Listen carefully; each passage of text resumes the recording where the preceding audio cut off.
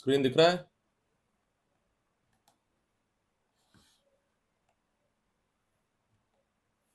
Yes sir.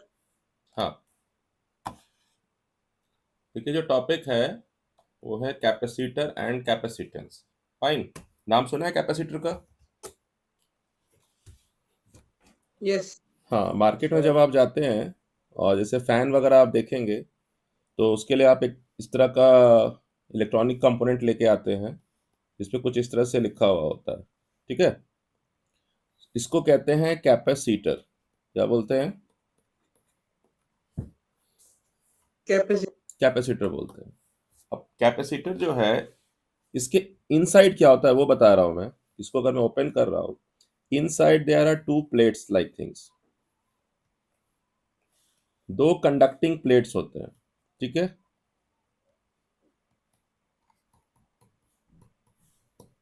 दो metallic plates हैं जो कि सेपरेटेड हैं, आपस में टच नहीं कर रहे हैं, और ये दो तारे निकल के आ रही है बाहर।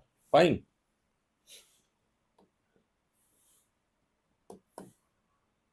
तो this is like this, inside is this. ठीक है? तो अगर मैं इस स्ट्रक्चर को देख के बात करूं, तो मैं कहूंगा कि what is a capacitor.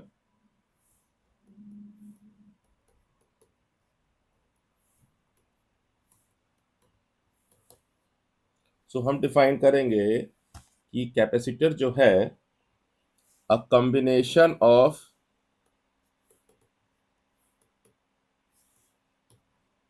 To conductors, ठीक है,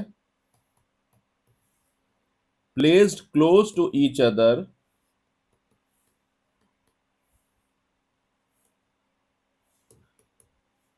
is called a capacitor. Is called a, ठीक है, what is a capacitor? Yes. Combination of two conductors placed close to each other is called a capacitor. Hmm.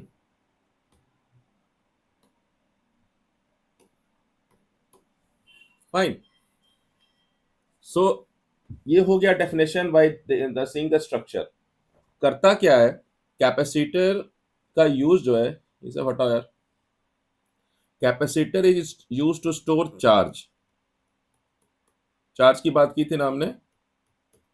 Capacitor is a device, या electrical device है, या electrical component है, ठीक है,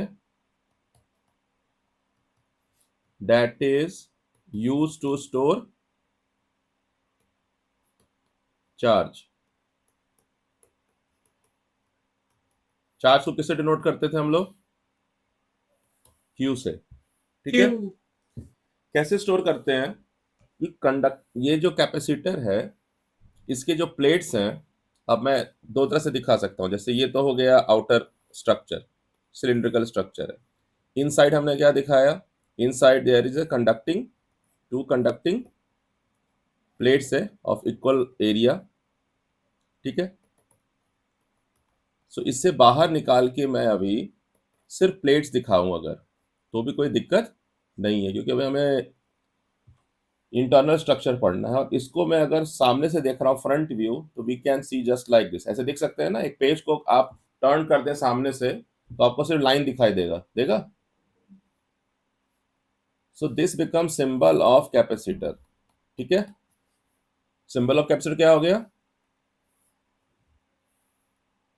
इस तरह से कहीं दिखाते हैं, कहीं थोड़ा सा टिल्ट करके दिखाते हैं। These are all symbols of capacitor. ठीक है? आ रही बात समझ में?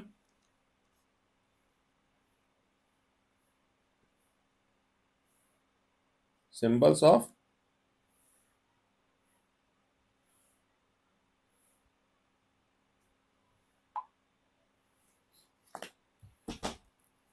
सो इसके दो प्लेट्स को बोलते हैं, एक को बोलते हैं पॉजिटिव प्लेट, ठीक है, और दूसरे को बोलते हैं नेगेटिव प्लेट। पॉजिटिव प्लेट वो होता है जिसके ऊपर पॉजिटिव चार्ज बिल्ड करते हैं हम, ठीक है। कैसे करते हैं अभी बताता हूं, हाउ। नेगेटिव प्लेट होता है जिसमें नेगेटिव चार्ज बिल्ड करते हैं। कैसे करते हैं कि हम क्या करते हैं कि कैपेसिटर लिया, जो आप मार्केट जाते हो तो आप देखोगे इस कैपेसिटर को वाया एक बल्ब कनेक्ट कर देते हैं सप्लाई में। अभी मैं डीसी सप्लाई दिखा रहा हूं यहाँ पर।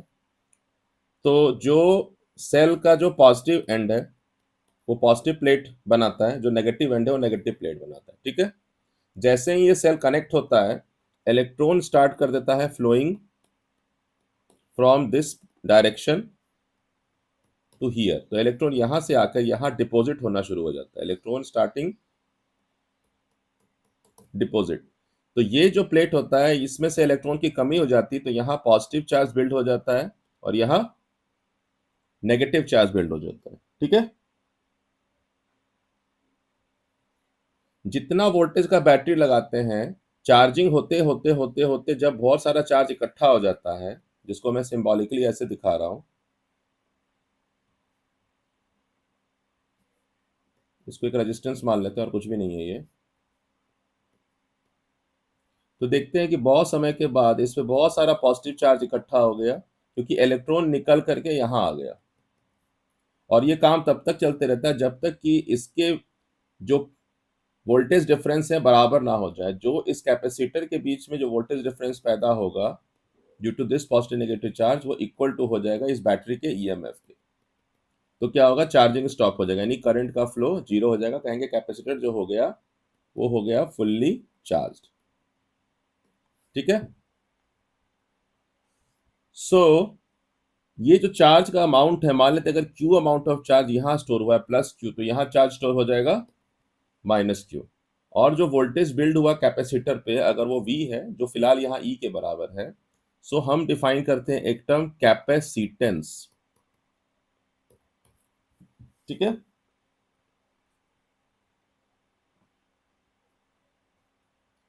सो ये देखा गया कि जितना ज्यादा वोल्टेज होगा उतना ज्यादा चार्ज इकट्ठा होगा कैपेसिटर पे। जैसे मैं अगर E का वैल्यू बढ़ाऊंगा, मान लीजिए मैं कह रहा हूँ E1 है, इससे बड़ा अगर E2 है, तो देख रहे हैं कि जो चार्ज स्टोर्ड होगा E1 के कारण उससे ज्यादा चार्ज होगा स्टोर E2 के कारण, ठीक है। आ रही है बात समझ में? Yes. हाँ। तो ये देखा गया कि यानी चार्ज जो है वो वैरी कर रहा है डायरेक्टली, जो भी हम वोल्टेज अप्लाई कर रहे हैं, जो भी हम वोल्टेज अप्लाई कर रहे हैं चार्ज उससे डायरेक्टली वैरी कर रहा है, ठीक है। जिसको हम यहां लिख सकते हैं V कैपेसिटर। तो इस रिलेशन को जब लिखा गया, प्रॉपरली फॉर्मूला बनाया गया, तो देखा कि charge stored on a capacitor is equal to some constant related to capacitor into जो वोल्टेज कैपेसिटर पे बिल्ड होगा। तो ये जो C था इसको हमने कहा कैपेसिटेंस, ठीक है। और एक फॉर्मूला बन के आया किसी भी कैपेसिटर के लिए कि जितना भी चार्ज स्टोर होगा वो होगा capacitance of the capacitor multiply जो उस पर वोल्टेज बिल्ड हुआ है उस टाइम पर।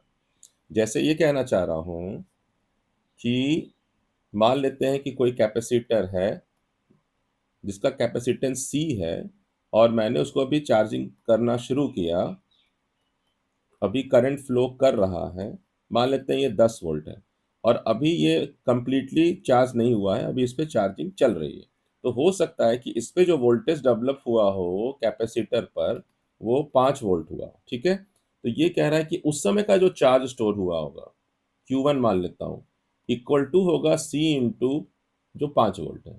थोड़े देर के बाद ये T बराबर T1 पर है, T बराबर T2 पर जब मैं देख रहा हूँ कि ये पूरा वोल्टेज डेवलप हो गया 10 वोल्ट, तो अब नया चार्ज हो जाएगा Q2। सो हर बार जो कैपेसिटेंस है वो प्रोपोर्शनल टू है अमाउंट ऑफ चार्ज जो स्टोर हो रहा है बाई जो उस पर वोल्टेज बिल्ड हो रहा है, ठीक है। ओके। तो ये हो गया basic formula of charge of the capacitance. और कूल चार्ज को किसमें नापते हैं हम लोग? चार्ज का यूनिट क्या है? कूलम्ब है। और वोल्टेज को किसमें नापते हैं? वोल्ट में। तो कैपेसिटेंस का यूनिट क्या हो गया? कैपेसिटेंस का यूनिट हो गया कूलम पर वोल्ट। ठीक है, और कूलम पर वोल्ट को एक नाम देते हैं फराड। फराडे साहब के नाम पे हमने एक नाम दे दिया, फराड। ठीक है, अब ये ध्यान रखिएगा कि ये जो कूलम सी है और ये सी है, कैपेसिटेंस को भी हम लोग सी से दिखाते हैं और यूनिट ऑफ इसको भी सी से दिखाते हैं। ठीक है ना, इसलिए पूरा लिखिए कूलम पर वोल्ट अभी। और एक नाम क्या हो गया इसका? फराड। तो कैपेसिटेंस को किसमें नापते हैं हम? फराड में। फराड। इसलिए आप जब मार्केट जाते हैं तो आपको ऐसे दिखता है कि 4 माइक्रो फराड, है ना, 4 माइक्रो फराड। ठीक है, हाँ, वो क्या लिखते हैं, 4 MF लिख देते हैं, ऐसे करके देखिएगा मार्केट में। ठीक है, सो ये फराड में नापते हैं कैपेसिटर को, कैपेसिटेंस को। तो हमने दो डेफिनेशन देखा, एक तो कैपेसिटर क्या है, दूसरा कैपेसिटेंस क्या है। ठीक है, और तीसरा फराड क्या है। ठीक है ना, कैपेसिटेंस नहीं समझा। कैपेसिटेंस नहीं समझे, होल्ड करिए। एक बाल्टी ले रहा हूं मैं 20 लीटर का। ठीक है, कितनी कैपेसिटी है इसकी पानी होल्ड करने की? 20 लीटर। 20 लीटर है, 20 लीटर, दैट इज कैपेसिटी। मैं कह रहा हूं कि अगर मैं 20 लीटर पानी स्टोर कर रहा हूं तो इसमें ये वाटर जब स्टोर कर दिया तो जितना स्टोर करने में मुझे कुछ एनर्जी खर्चा हुआ पानी लाके भरने में। जी सर। तो मैं ये देख रहा हूं कि पानी भरने में कितना मुझे एनर्जी खर्चा हो, यानी कितना मुझे कितना मैं पानी स्टोर कर पाया, मान लीजिए, भाई मुझे कितना काम करना पड़ गया, कितना एनर्जी खर्चा करना पड़ गया। That will become the capacitance of this bucket. अंतर समझ में आ रहा है? 20 लीटर पानी भरा, लेकिन मुझे कितना मेहनत करना पड़ा इसको भरने में, that is amount of the water stored किया बाई अमाउंट ऑफ जो मैं वर्क डन किया। ठीक है, वैसे ही कैपेसिटर जो है it is amount of charge stored by the voltage, कितना वोल्ट डेवलप हो पाया जब मैंने charge so and so charge store किया। जैसे हो सकता है कि दो कैपेसिटर हो मेरे पास, सेम चार्ज स्टोर करो, मान लीजिए 1 कूलम का चार्ज इस पे ला के स्टोर करो, इस पे भी 1 कूलम का चार्ज स्टोर करो, बट जो मुझे एनर्जी स्पेंड करना पड़ गया, मान लीजिए यहाँ पे मुझे एनर्जी स्पेंड करना पड़ गया 2 वोल्ट और यहाँ पे मैंने स्पेंड किया है 5 वोल्ट। तो इसका जो कैपेसिटेंस है वो है 1 कूलम बाई 2 वोल्ट, यानी 0.5 फराड है, जबकि इसका कैपेसिटेंस जो है वो है 1 कूलम बाई 5 वोल्ट, यानी 0.2 फराड है। ठीक है, that is capacitance. Capacitance is the charge stored on the capacitor to raise the voltage by 1 volt. समझ में आ रही है बात? कितना चार्ज स्टोर करूंगा तो 1 वोल्ट का डिफरेंस मिल जाएगा वोल्टेज का, दैट इज कैपेसिटेंस। कैपेसिटी मतलब कितना चार्ज स्टोर कर सकता हूं, दैट इज 1 कूलम। ठीक है,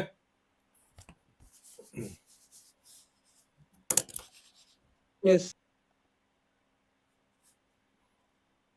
देखिए कैपेसिटी ऑफ द कैपेसिटेंस यानी कितना स्टोर कर सकता है चार्ज। कैपेसिटर जो है एक चार्ज स्टोरेज डिवाइस है, तो हम जान गए कि उसमें certain coulomb of charge store कर सकते हैं, लेकिन जब भी हम चार्ज स्टोर करेंगे उस पर वोल्टेज भी डेवलप हो जाएगा। ठीक है, तो हम कैपेसिटेंस को नाप रहे हैं सिर्फ अमाउंट ऑफ चार्ज से नहीं, हम ये देख रहे हैं कितने चार्ज स्टोर करने पे कितना वोल्टेज डेवलप हो जाता है, दैट इज कैपेसिटेंस। फाइन, यानी amount of charge coulomb per volt, that is capacitance. Coulomb per volt, ना कि सिर्फ कूलम बोल रहा हूं। तो कैपेसिटेंस इज नॉट कैपेसिटी। तो अगर कोई ये बोलता है ना capacity to store charge is capacitance, तो वो डेफिनेशन रॉन्ग है। कैपेसिटेंस का डेफिनेशन है कि 1 वोल्ट का वोल्टेज डेवलप करने के लिए किसी भी कैपेसिटर पे कितना चार्ज इकट्ठा करना होगा मुझे। ठीक है, that is capacitance.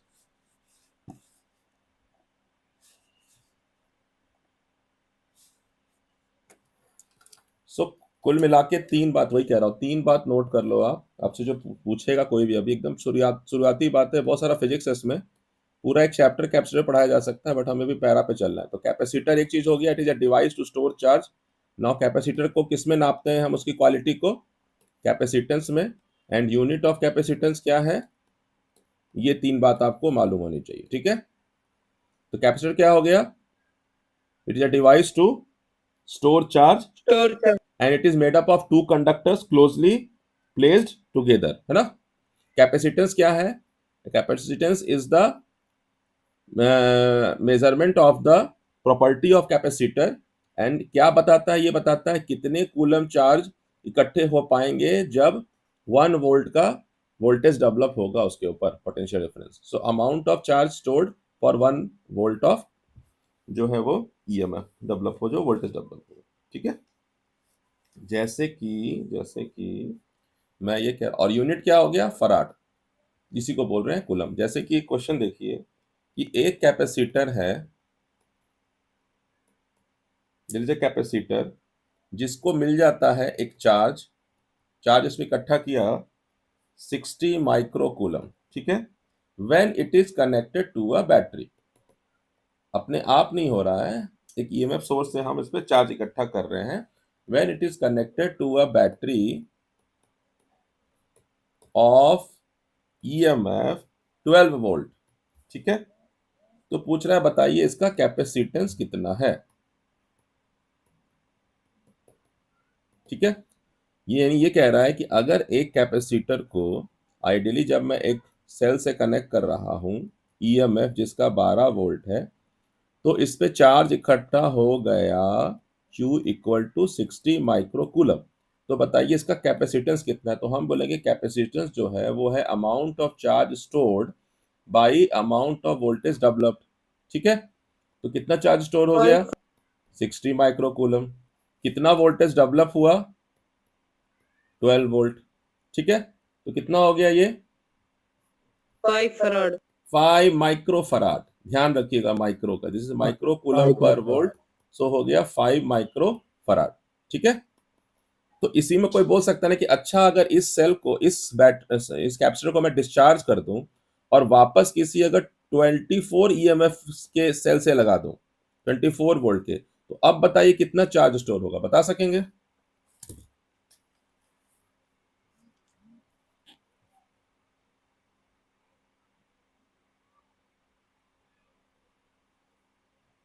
To 2.5 micro farad. 2 point micro farad same आएगा, देख लीजिए। माइक आपको मैं कूलम पूछ रहा हूं, कूलम बताइए। आप ये बताइएगा कि चूंकि कैपेसिटर तो सेम है ना, तो कैपेसिटेंस सेम है। कैपेसिटेंस क्या है यहाँ भी? 5 माइक्रोफराड। तो क्यू कितना स्टोर करूंगा ये पूछ रहा हूं मैं। तो क्यू कितना होगा? 5 माइक्रोफराड इंटू 24 वोल्ट। तो 5 माइक्रोफराड मतलब 5 इंटू 10⁻⁻6 और into coulomb per volt into 24 volt. Volt volt cancel हो गया, तो ये कितना बन गया? 120 इंटू 10⁻⁻6 कूलम। तो 120 माइक्रो कूलम का चार्ज स्टोर होगा। ये पूछना चाह रहा हूं, देखिए दोबारा।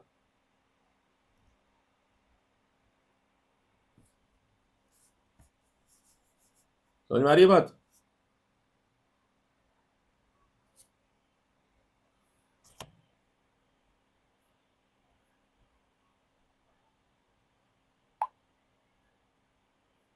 चेक करिए एक बार।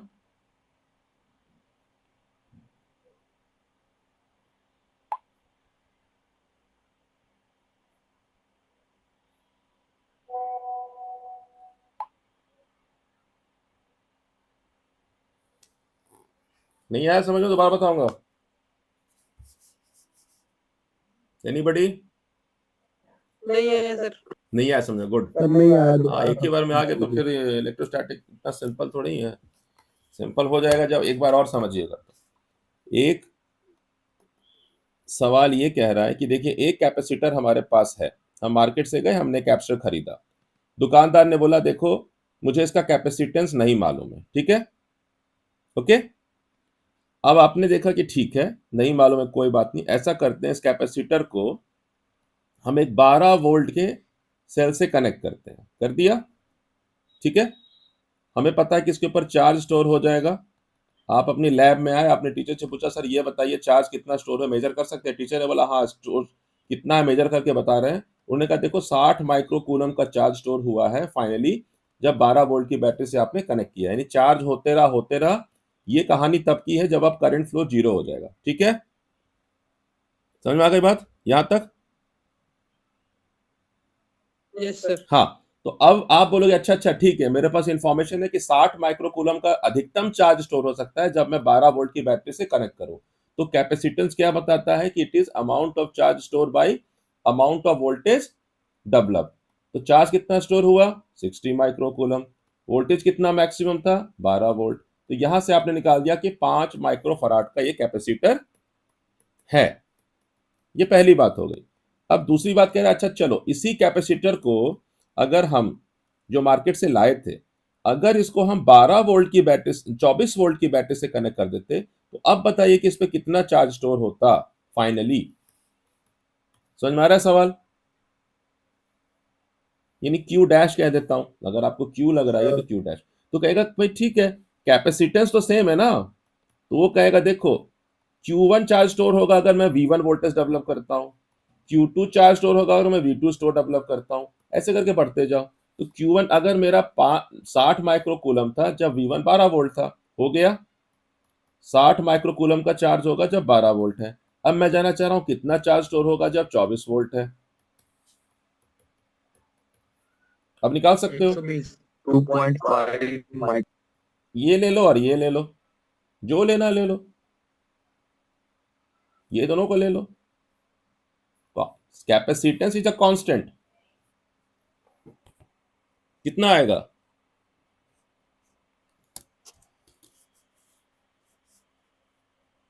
120 120, यानी 120 क्या?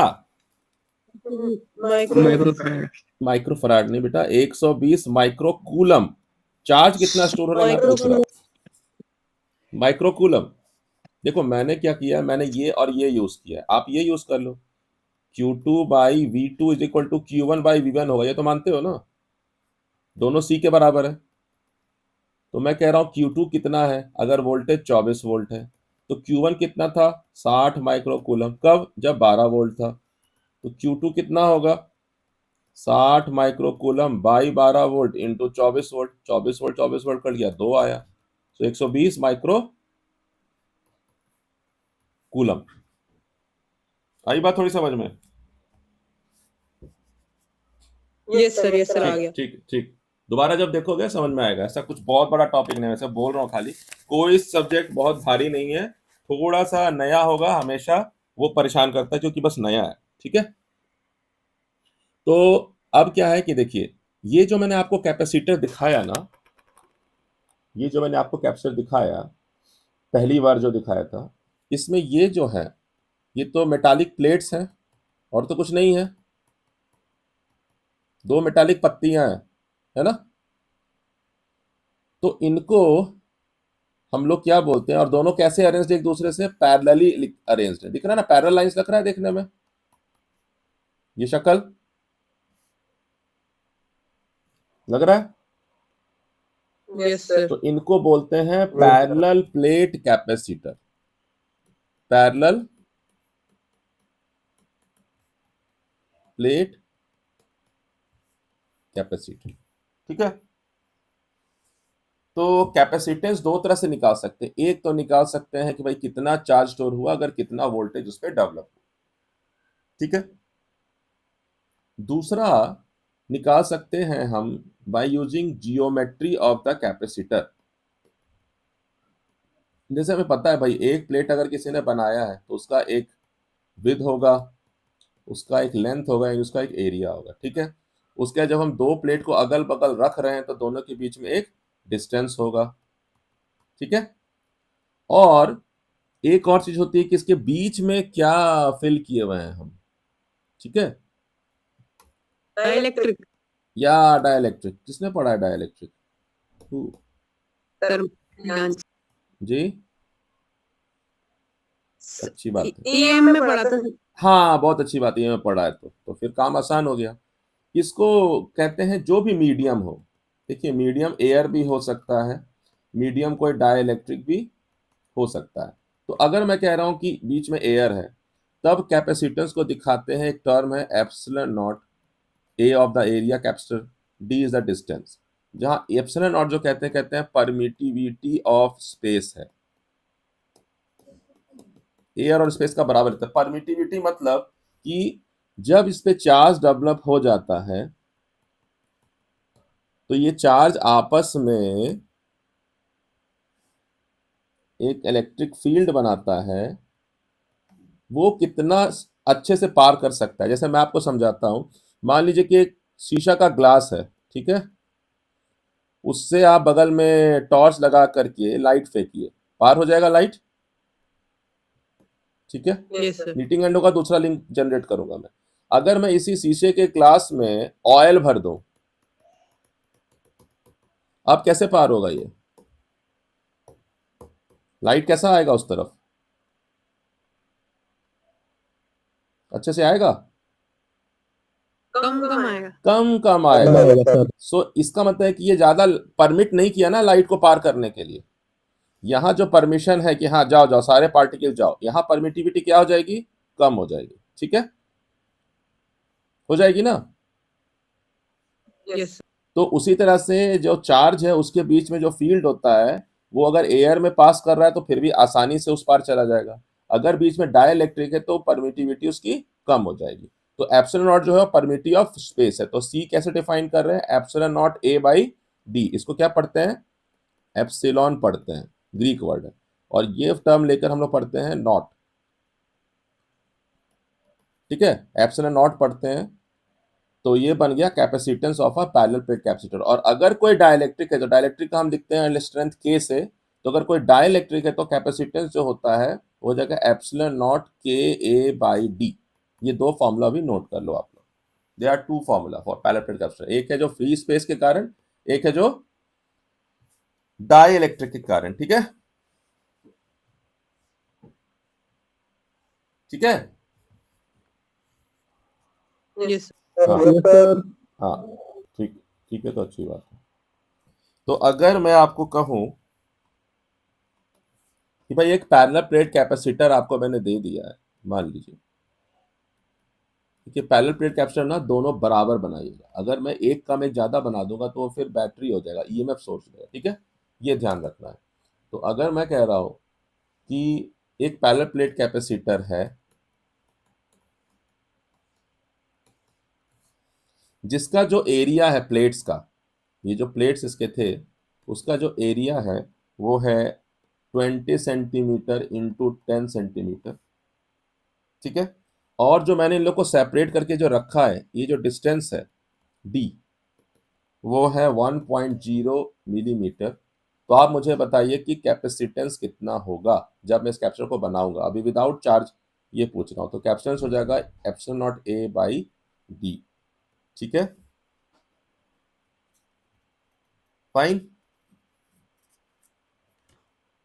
यस जहां एप्सिलॉन नॉट का वैल्यू नोट कर लो आप, वो होता है 8.85 into 10 raise to the power -12 farad पर मीटर, इंटू अगर आप एरिया कह रहे हैं तो ये है 20 into 10, so 20 into 10 the power -2 into 10 into 10 the power -2, ये हो गया मीटर स्क्वायर। यूनिट जरूर चेंज करिएगा।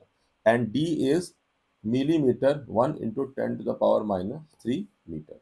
तो आप देखिएगा आपका जो आंसर आ रहा है, it will come like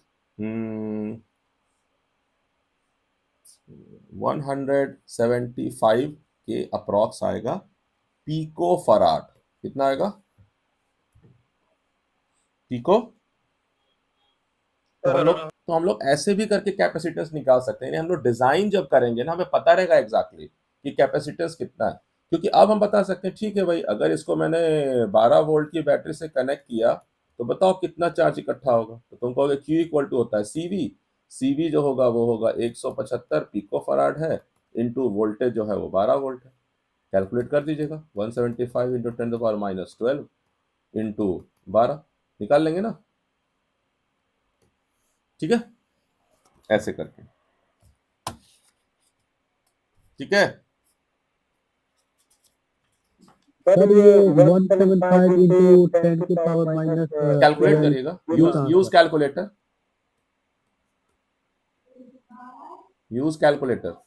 it will come like this, 175 into 10 raise to the power -12, तो उसको मैंने पिको लिख दिया, ठीक है।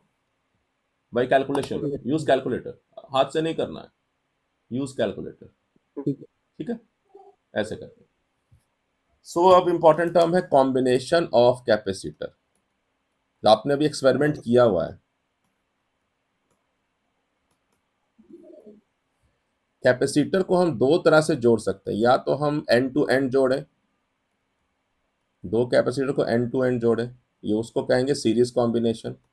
जैसे रजिस्टर को जोड़ते थे ना एंड टू एंड, याद होगा। Yes. या कैपेसिटर को हम साइड टू साइड जोड़ दें तो उसको कहेंगे पैरेलल कॉम्बिनेशन, जैसे रजिस्टर को जोड़ते थे हम। ध्यान आया? Series combination and parallel combination.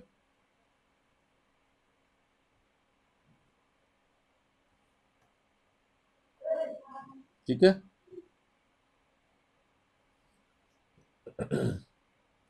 सो अगर मैं इसको चाह रहा हूं रिप्लेस कर दूं एक सिंगल कैपेसिटर से, तो उसको क्या कहूंगा, सी इक्विवेलेंट।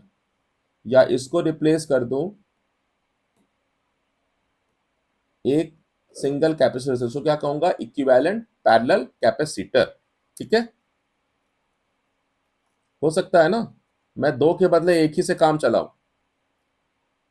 तो इनका इन दोनों के साथ क्या रिश्ता है ये बता दूं तो इक्विवेलेंट कैपेसिटर या total capacitor in series is equal to होता है आपका 1/(1/(C1) + 1/(C2), यानी जैसे C1 C2 by C1 + C2। And equivalent capacitor होता है in parallel equal to C1 + C2। हाँ, रेजिस्टेंस का बिल्कुल उल्टा होता है। रजिस्टर का याद है पैरेलल कॉम्बिनेशन, रजिस्टर का पैरेलल कॉम्बिनेशन याद है। Yes, sir. दो रजिस्टर अगर पैरेलल में है तो क्या होता था इक्विवेलेंट,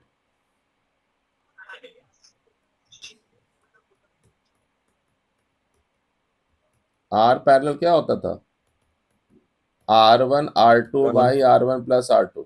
ठीक है, कैप्शन में उल्टा होता है, सीरीज का फॉर्मूला ऐसे होता है। और रजिस्टर जब पैरेलल में था तब क्या होता था, सॉरी सीरीज में तो तब क्या होता था, R1 + R2. जी R1 + R2। तो यहाँ जो R सीरीज था वो था R1 + R2, तो यहाँ उल्टा चल रहा है। समझ में आ रहा है, इन दोनों के अंतर समझ में आ रहा है। हाँ, बस ये याद रखना है कैप्शन में जो भी होता है उल्टा होता है रजिस्टर का, ध्यान रहेगा।